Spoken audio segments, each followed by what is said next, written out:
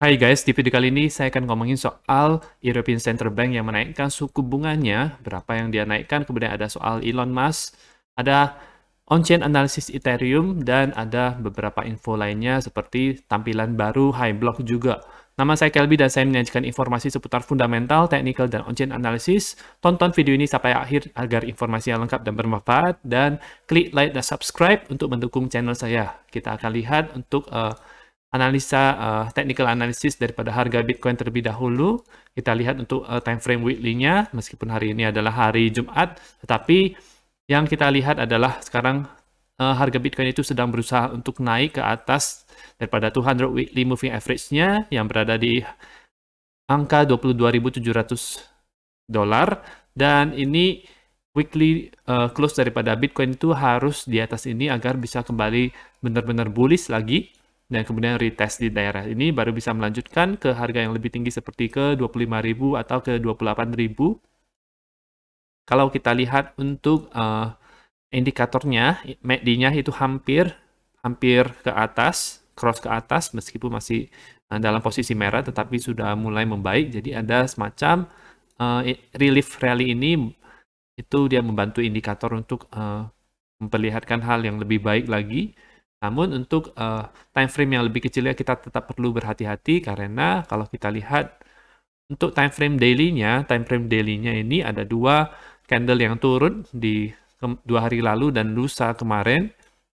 Jadi ini itu dia kembali lagi ke pola bear flag-nya, itu dia masuk lagi ke sini, tidak bisa close di atas daripada garis ini, garis yang satu ini, yang menjadi resistance untuk harga Bitcoin.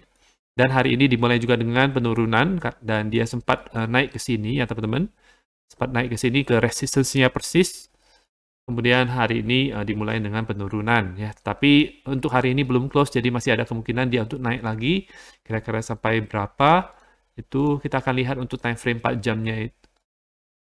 Jadi ketika Bitcoin itu sempat turun sampai ke 22.300-an, itu dia naik. Jadi ada bounce dan kemudian dia terhalang di sini 23.300-an ya. Dan ini dia membentuk pola evening star. Jadi hampir evening star. Jadi ini harus close dengan pola yang turun atau close warna abu-abu, baru terbentuklah evening star. Jadi ini baru doji star kalau tidak salah istilahnya, saya lupa. Ini posisinya sekarang habis breakout daripada polarizing wedge ini, jadi lebih cenderung untuk bearish. Kalau untuk bounce-nya dia bisa sampai kemana? Bounce-nya masih mungkin untuk ke daerah sini, karena itu adalah daerah Fibonacci 61,8 dan bahkan sampai sini juga ya. Kita tetap terbuka untuk kemungkinan seperti ini, karena biasanya Bitcoin itu dites sampai ke daerah 78,6-nya, itu sampai ke 23.800-an. Sekarang dia bounce daripada garis Fibonacci 50-nya ini. 50 di sini. Untuk indikator RSI-nya itu melemah, tetapi masih berada di atas daerah 50, jadi sebenarnya masih bullish, tetapi melemah, dan ada MACD yang cross ke bawah untuk time frame 4 jamnya ini. Oke, dari market cipher juga ini terakhir kali adalah red dot, jadi lebih cenderung untuk bearish untuk jangka waktu pendek. Ya. Untuk Bitcoin dominance bagaimana? Bitcoin dominance kembali turun, hari ini juga turun, jadi ada altcoin itu mulai naik ya. Jadi masih sideways saja, berada di pola descending broadening wedge ini.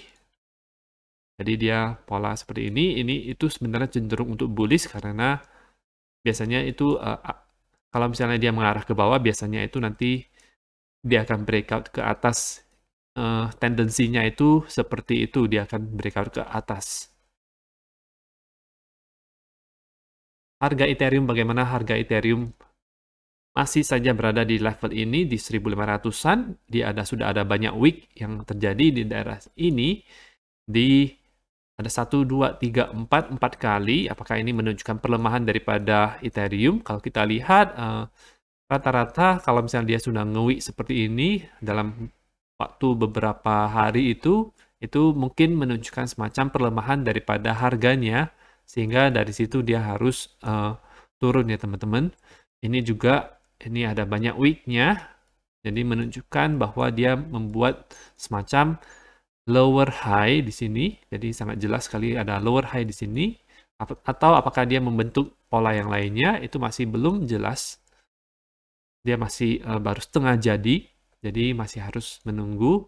Kemungkinan bisa juga ini membentuk pola bull flag di sini. Jadi belum terjadi breakout ke atas ataupun ke bawah. Belum kita bisa simpulkan bahwa dia akan naik ke atas atau ke bawah. Walaupun kalau dari ini ketika dia naik, dia sudah membentuk yang namanya lower low di sini dibandingkan dengan low yang sebelumnya. Jadi ini bisa menjadi indikasi bahwa mungkin ada potensi untuk ke bawah. Apalagi melihat Bitcoin yang sekarang juga sedang lagi masa konsolidasi seperti ini. Oke, targetnya adalah berapa? Kalau ke bawah dia itu harus retest di daerah neckline-nya di 1270-an, dan kalau misalnya ke atas dia ada garis resistance ini yaitu di harga 1700-an. Untuk Ethereum Bitcoin bagaimana? Untuk Ethereum Bitcoin dia setelah gagal breakout daripada triangle ini, dia kemudian bounce lagi dari garis neckline yang cukup penting ini, dan dia retest ini rejected, sekarang masih berada di atas sini.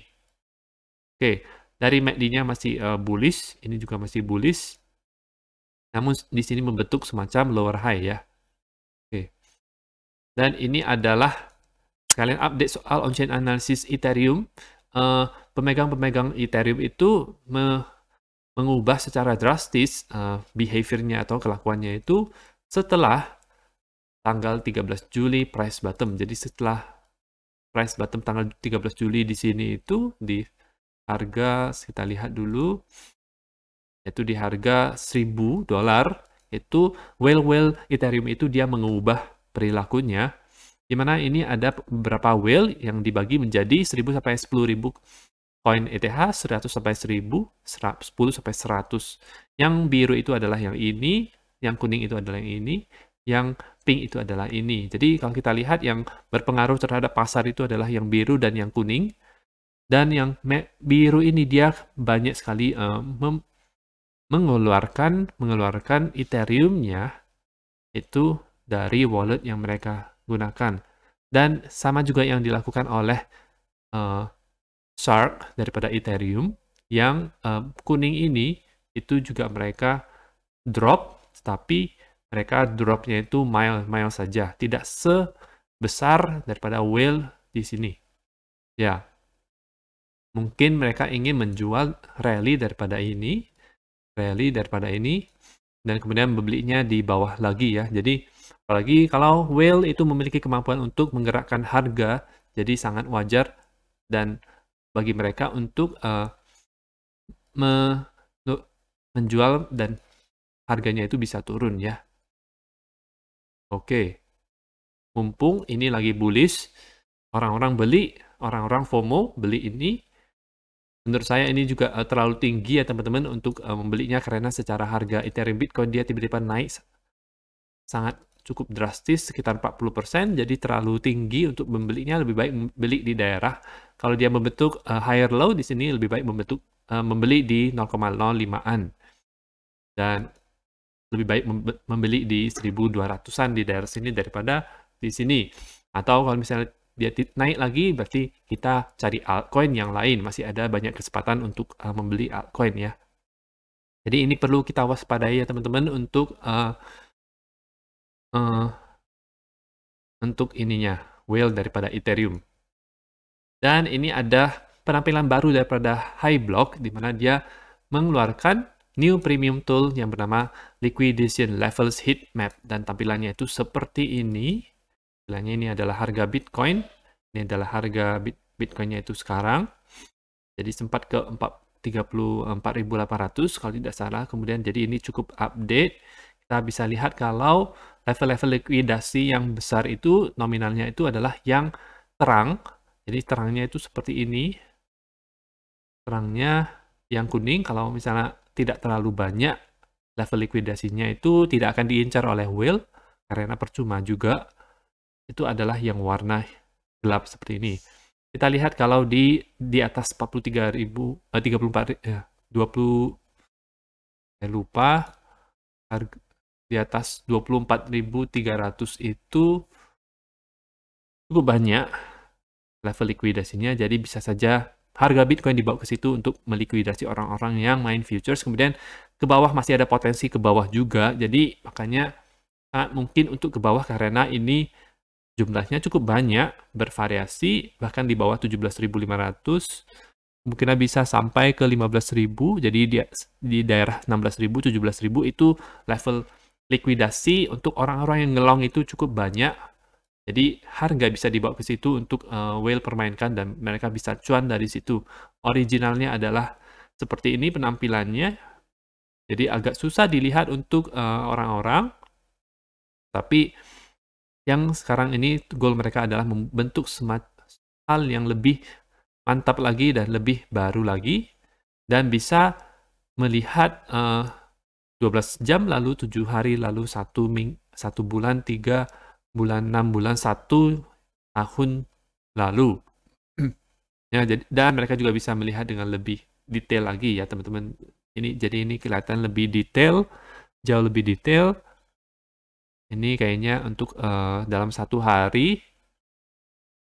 Jadi sangat jelas lagi cocok untuk day trader, scalper, untuk swing trader ya teman-teman ya. Jadi level-level seperti ini akan diincar oleh whale untuk melikuidasi orang-orang yang main futures.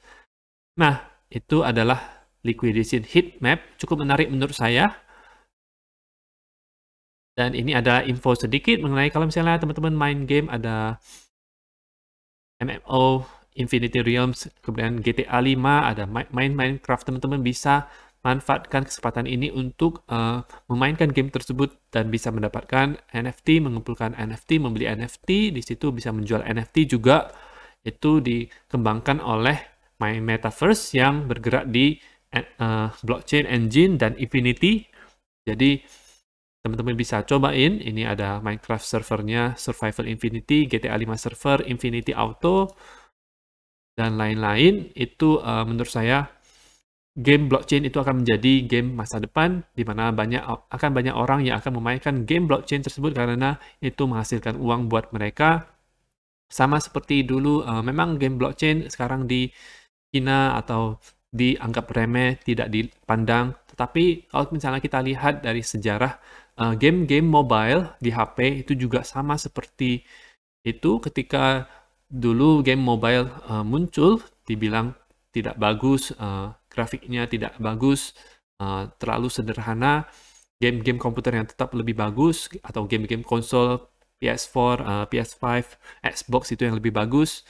Tapi kita lihat arahnya sekarang game mobile justru yang menjadi banyak yang paling banyak menggunakan memainkan game mobile tersebut, dan banyak kompetisi-kompetisi yang dilakukan based by mobile games tersebut ya. Dan game blockchain ini tidak tertutup kemungkinan nanti di masa depan akan menjadi game yang diadopsi secara massal. Jadi menurut saya ini akan sangat besar sekali, makanya saya akan invest di koin-koin metaverse, play to earn, dan lain-lain ya. Cukup berat di sektor tersebut ya, karena ini akan menjadi hal yang sangat besar di kemudian hari. Dan ini kita lihat kalau Elon Musk itu dia bilang dia tidak akan dump, tapi dia mungkin akan pump, dan ternyata tidak benar ya teman-teman ya.